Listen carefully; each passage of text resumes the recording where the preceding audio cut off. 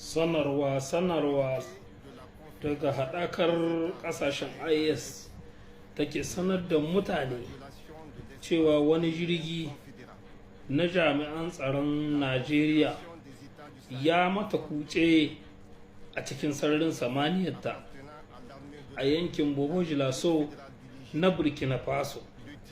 Jirgi mai lamba tip C-130 ya mata kutse kuma ta yi nasarar sarke shi.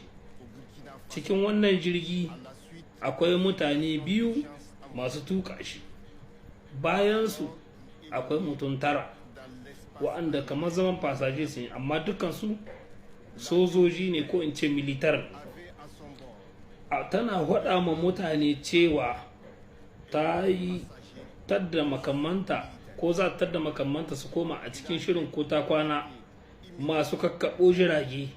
Saboda haka duk wani jirgi an ba da izini da ya yi kuce ba bisa ƙa'ida ba a tattake shi ko kuma a watsar da shi. Tana tir da Allah wadai da abin da jami'an tsaron Nigeria suka mai isfaskinta ita IS na kutsawa ciki ba da izini ba, domin wannan ya taka sharɗan ayyukan jirage na duk duniya da an ka tsaida. Saboda haka magana da ake yi a yau 8 ga watan 12 2025 ta yi tir da Allah wadai da abin da an kai mata ko kuma kucen da an kai mata, domin an take haƙinta, an shiga haƙinta ba bisa ƙa'ida ba. Assalamu alaikum wa rahmatullahi wa barakatuh. Al'umma, labari da dumi-dumin shi, wanga labari ne mai rikitarwa, labari ne kuma wanda aka ce dan tsuntsun da ka raina shi zai tsone maka idanu.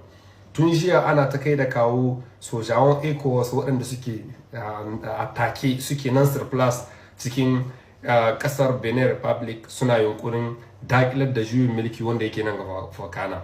Yanzu labaran da muke samu daga kungiya ta IAS na Alliance des États du Sahel sun kawo labari yanzu porte-parole king gouvernorat na Niger ya yi magana, kuma na Burkina ya yi magana, sarwa na Mali sun tabbatar da wannan jirgin mai wannan nomba din mai waɗannan nombobin na Nigeria wanda ya keta sararin samaniya na Burkina Faso ba tare da izini ba na wannan confederation na wannan haɗaka ƙungiya na ƙasashen Sahel sun kama shi a wannan hali. A cikin wanga lokaci da muke cikin wannan jirgin da mutanen da suke cikin wannan jirgin suna daga hannun gwamnatin Burkina Faso. Komi za ku cewa ko menene tunaninku? Allah ya ba kasashen mu zaman lafiya. Assalamu alaikum wa rahmatullahi wa barakatuh. Yan Nijar da fatan kowa lafiya, to masha Allah. To IAS ko sun yi nasa aiki. Ana nan ba a san da zuwan wani shirgi na Najeriya ba na yaƙi. Ya yi violent espace aerian ta IS ya hita ta ɓangaren Burkina, ina gaishe shiga Benin cewa da jirgi na yaƙi. To amma espace aerian ta Burkina sun saukar su jirgin ƙasa, ya sauka babban birnin Burkina Faso Bobo Dioulasso. Abiyon ya fito daga Nigeria nihin shiga Benin, to bai yiwa shi ya shiga cikin espace ta IS. Sun gane, to ya shiga shi biya shi wuce, to shi suko masu kula da abin ga sararin samaniya na Burkina suka tsaye su jirgin kuma suka ce shi ya sauka. Saboda ita espace a yaran ba kawai mota ce ba ko wani jirgin kasa ko me ka biyo guda na ka wuce ba, hakan ne ba. Idan ba su baka order ba, jirage a sama yadda mu ba mu ganin suna cikin sararin samaniya, to shi su sa jirgin naka shi accident shekara shi gaba ɗaya. Yanzu da suka ce musu sauka, bayan sun sauka shiga sojoji a cikin jirgin, na ganin sojoji wajen guda nawa a cikin jirgin, na ganin to mu da yanzu mu ji labarin yadda suka yi da su ba, amma suna nan Bobo Dioulasso an tsaye da su. Allah ya samu dace. Yanzu mun tabbatar da cewa kasashen nan uku ba su hito ba sai suka shirya.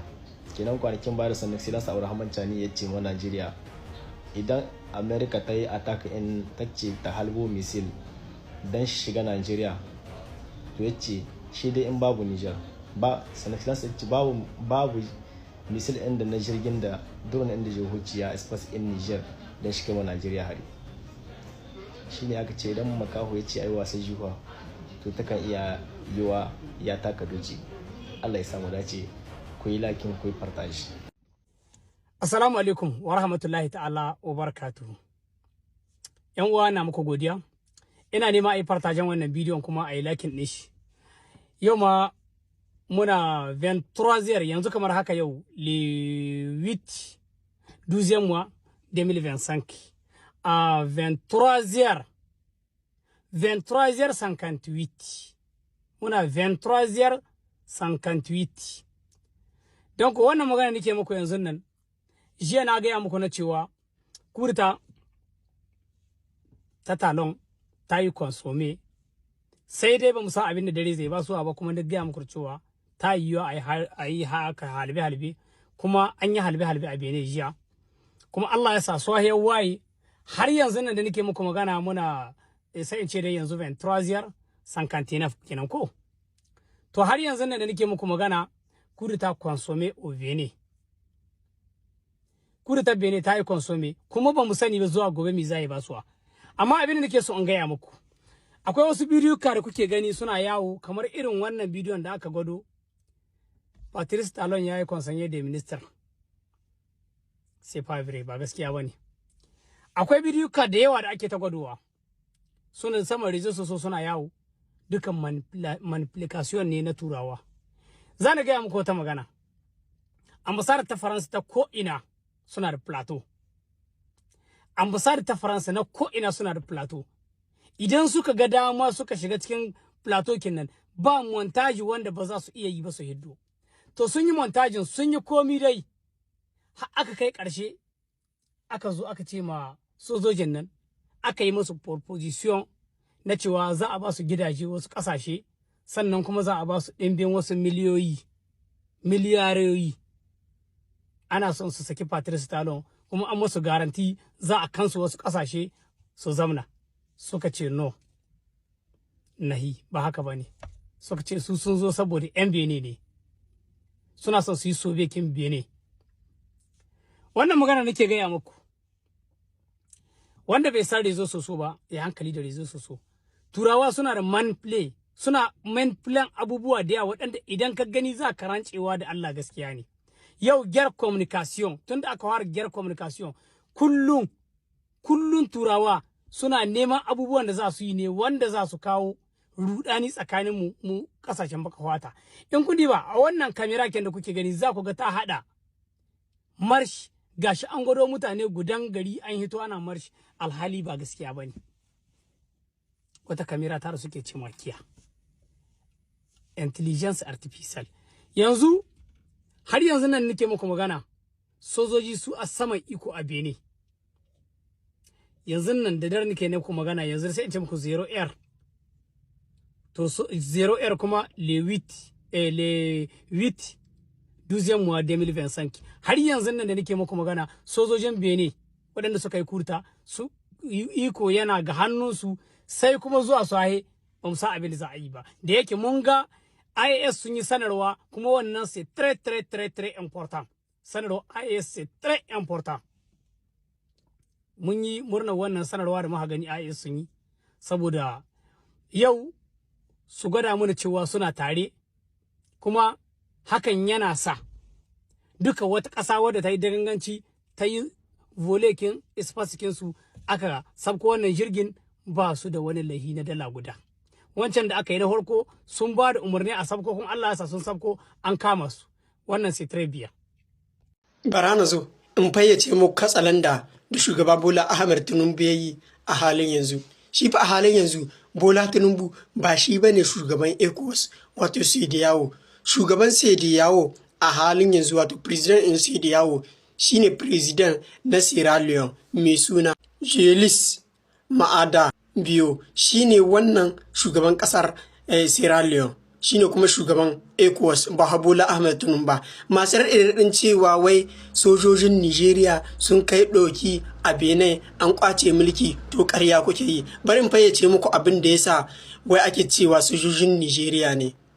su ECOWAS suna da tsari, suna da sojojinsu da ake tattara wanda za a tafiya a yaƙi waga ƙasa idan ana yi, ba fa sojojin Najeriya ne kaɗai ba, duk ƙasashe wanda suke haɗa cikin ECOWAS suna da damar da za su tafiya wannan yaƙin, sai dai idan ƙasar ba ta yi niyya ba, kamar yadda aka yi wata ƙasa Togo ita ta ƙi tahiya a yi wannan yaƙin da ita, ta ce ba zai yiwu ba ta yaƙi Benin a halin kuma suna da iyaka da. Kun san lokacin da Bola Ahmed ya karbi wannan ragamar ta mulki tun le 24 février 2024 kuma ya sauka a le 22 juillet 2025 wanda ake raɗin cewa za a ba president in Senegal wato Basiru a hamma dai abin ya citara sai aka ɗauko aka ba na Sierra Leone a halin yanzu, kuma ranar da ya fara ɗaukar wannan abin shine depuis le 22 juillet 2025. Kenan kun ga ba Bola Ahmed Tinubu bane ya kai wannan ɗauki, sai dai a ce president in Sierra Leone ne shine president ECOWAS ne ya kai wannan abu. Masu ikirarin cewa wai Najeriya ta yi kaza, Najeriya ta yi kaza na wai ku dan Allah ba ku da abin faɗa ne, ba ku san yadda duniya take ciki ba, ba ku san game wanda ake yi a duniya ba. Kuma na ga president ECOWAS ba shugaban ƙasan ku ba ne, saboda haka shi president ECOWAS ma yana damar da za a iya sa Bola Ahmed Tinubu duk abin da yake so ya yi, yana iya tsaida shi, ni wallahi ni ne yanzu a halin yanzu zan iya cewa na ji ana raɗin cewa wai Nigeria ce ta kwato mulki a hannun sojojin da suka karɓe mulki. Cazani me na ku ciki?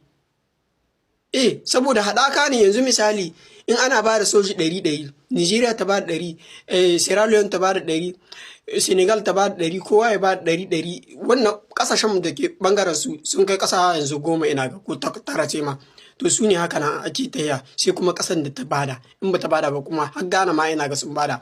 To in ba haka nan ba yanda za a yi a ce wai Nigeria ta yo ɗan iska, kuna da ɗan bella tirshe ga gare kuma bale wai ku te ku. Ni billahi la sojojin da aka kama na Nigeria nan guda 50 na ECOWAS so nake a musu yankan rago a kashe su, na rantsi da Allah hankali ya kwanta. Kun jami ma social media yan iskan banza yan iskan wofi, ba ku san tarihin komi ba, sai ku zo ku ta soke burusu da su Umar su so kunga da su Akufa Adunga da wakar suna duk so nake da Bola Ahmed Tinubu duk so nake a musu juyi. Hukumar AES wanda ya kunshi kasashen Burkina da Niger da Mali sun ba da sanarwar kama sojojin Najeriya guda 11 da jirgin yakin Najeriya da ake ce Masiwan Tati a Bobo Dioulasi a nan ƙasar Burkina Faso, wai da cewa jami'an tsaron na Najeriya sun yi saukan gaggawa a filin jirgin sama na wannan yankin ba tare da izini ba, kuma ana zargin kamar suna daga cikin tim na sojojin Najeriya da suka kai ɗauki suka dawo da mulki ga farar hula a ƙasar Benin, wanda wannan bayanin ya tabbata al'amari ne na diplomasiya da za a tattauna a tsakani, wanda ƙungiyar na AES suke barazanan cewa an haka ya ƙara faruwa za su tarwatsa jirgin, za su kai hari, za su yi waye-waye da sauransu. Ƙasashe da dama na iya saukan gaggawa in jirgi zai samu matsala ko wani abu, sai dai da ya zamanto su daman mulkin soja ake a ƙasashensu, kuma akwai rashin jituwa tsakaninsu da ƙungiyar ECOWAS. Sannan tarayyar Najeriya ina shaidawa fa su sani cewa muna da ƙarfi da izza da za mu iya kutsawa ƙasar Mali mu ƙwato jirginmu da mutanenmu da komai. Najeriya na da wannan ƙarfin. Duk in ka haɗa ƙarfin Malin, Burkina da Ginin gaba ɗayansu dukkansu sojojinsu ba su kai 50,000 ba, duka ƙasashen guda uku. So Najeriya ta fi ƙarfinsu, Najeriya ba sa'ansu bace, ba tsaransu bace. Kawai dai sakaci da shirme irin na shugabanninmu har aka bar 'yan bindiga suka fi ƙarfi, koko suka yi ƙarfi, koko suka dinga ta'asa a Najeriya, har ya sa ma wasu ƙasashe ma suka raina mu, har muka bar matsalan cikin gida muka je muna maganin na waje wanda bai kamata ba da sauransu. To amma har a kai ga wai ƙasar Burkina Faso ko Gini ko wata Nijar ko wani zai zo ma ya mana barazana ko wani abin nan da sauransu, ba daidai ba ne ko kaɗan. Muna zaune tare da maƙotanmu ne, ƙasashenmu ne, ana 'yan uwantaka, musamman jamhuriyar Nijar ba mu da matsala da su kwata-kwata da sauransu. To amma a zo ana irin wannan barazanar ma Najeriya ba abin ɗauka ba ne. kuma wannan ganganci ne zai iya kawo matsala kwarai da gaske. A shiga tattaunawa a ba ma Najeriya jirginta da jami'an sojojinta su dawo gida shine maganan gaskiya kawai. Ku following, ku like, ku sharing, musamman page ina na Facebook da TikTok Mamu Yusuf Bamalli. In akwai wani ƙarin bayani za mu kawo muku. Nagode. Assalamu alaikum wa rahmatullahi wa barakatuh. Yan Nijar da fatan kowa lafiya. To masha Allah. Jiya kun ji discourse in Suzanne na Benin da suka kudita. Wallahi wayannan Suzanne. Ba wacce ya ga cewa in ji hawa tele sahal wurin jawabi aka cewa shi na da tune-tune. To wayannan yara sai ba wacce ne tune-tune. Wallahi ku dai ku yi sacin Benin a comment section. Za ku ce Benin, za ku ji diskur'insu da kanku. Hausa suka ce ba za a ji mutuwar sarki a bakinmu ba. Assalamu alaikum wa rahmatullahi wa barakatuhu. Yan uwa barkanmu da yau. Yau muna 9 ga watan Desambar na 2025. Mutane yan uwa dangane da kudeta Benin. Na ga waɗansu kawai suna ta magunguna irin na ƙaryace-ƙaryace suna cewa ayye kaza. Ta kudeta ba ta yi resi ba. Kudeta ba ta yi resi ba. Abinda ya sa kuma kudeta ba ta yi resi ba, kun sani ƙasar Benin, Côte d'Ivoire, Nigeria, ce sont des pays, ce sont des dernières cartouches de la France. Ce sont des dernières cartouches de la France. In ce muku cartouche ne na ƙarshe na France. Ƙasashe ne waɗanda duk irin kulle-kullen da ake ma ƙasashenmu na Sahel na AES daga wannan ƙasashe ake wannan kulle-kulle. Benin akwai sojoji da dama na CEDEAO waɗanda an kaso a kai ma Nijar hari. Dubaye ne suna cikin ƙasar Benin. Sannan akwai armée française wanda suka hito daga Niger suka tai Chadi suka komo cikin ƙasar Benin suka zamna. Wajen plus de 3000 et quelques militaires français suna cikin Benin zamani. Ils sont bien armés suna cikin Benin zamani. Sannan su waɗanga sojoji da suka yi kudeta ta yi resi ga farko. Me amma daga baya Najeriya ta kai jirgi 4, sannan jirgi 4 na yaƙi, sannan kuma waɗannan armée français da suke wannan gari su suka kama tare da sojojin Sadiyawa aka murƙushe waccan kudeta ba ta resi ba. Naga ƴan uwa suna hitowa suna munguna kala-kala ayi kaza. Wannan soja da kuka gani ya hito ya sa wani labule bayan shi yana magana, duka wannan ba hujja bace ba. Kudeta mu yau mun shi ciwon ba ta resi ba, saboda mu mun so a ce kudeta nan ta resi. Me amma yan uwa mu tsaya mu ga makan mu gaskiya, a bar ta ƙaryace ana kudeta ba ta resi ba. Saboda in kuka diba ko gani duk kulle-kullen da ake ma kasashen mu na Sahel, ƙasar Niger, ƙasar Mali, ƙasar Burkina, daga Benin ake kulla shi, daga Cote d'Ivoire ake kulla shi, daga Nigeria ake kulla shi. To waɗannan sojoji suna da yawa cikin ƙasar Benin shibge. Sojojin CEDEAO wanda suka so su kai ma Nijar hari a mai da bazum bisa mulki suna ƙasar Benin jibge. Sannan sojoji na France wanda suka hito daga ƙasa Nijar suka tai Chad ai komowa suka komo ƙasar Benin suka zamna. To waɗannan sojoji su suka yi intervention bisa ga suka ba da renfort bisa ga waɗanda kasan sojoji ba su ba da goyon baya ba sosai 100% bisa ga wannan kudeta da aka yi ta Talon. To su suka game da waɗance ne sai aka samu aka murƙushe wance ne. Kenan kudeta wanda ce muku ta yi resi ƙarya ne, kudeta ba ta resi ba. Abinda muke fata Allah ya zama da ƙasashen mu lafiya, Allah ya ba mu zaman lafiya cikin ƙasashen mu na Sahel.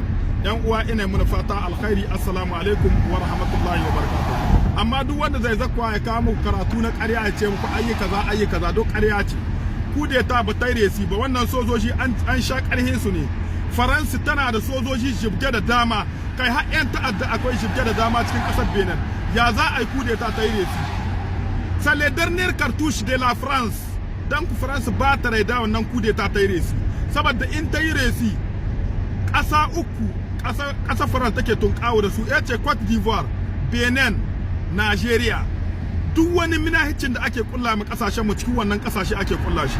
Yan uwa ina muna fata alkhairi. Allah subhanahu wataala Allah ya ba mu zaman lafiya.